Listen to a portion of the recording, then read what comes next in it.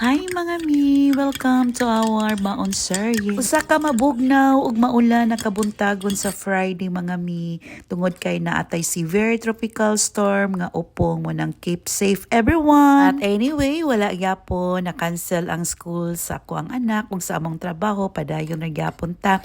So early morning kini lang amo ang gi-prepare mga dinalian nga pagluto. Aron mabalance gyapon ang atong diet, butangan gyapon natong utan ni atong corned beef. Dako yung help sa ato ang budget mga mi if magbalon atong mga anak o kita usab magbalon kay dili naman ta mo palit sa gawas. So kani atong sudan nga gi-prepare madala pa gyud sa pamahaw paniudto ug panihapon. Mo sacrifice lang gyud tag matawag sayo dayon mangumpra, mag-prepare og meal plan as long as nga para gyud sa kaayuhan sa atong pamilya ug sa atong mga anak buhaton nato. So whatever you do, work it with all your heart as working for the Lord and not for the human master. Buhaton lang yun nato ang makahatag o glorify diha sa Ginoo. And thank you mga mi. See you. Bye-bye.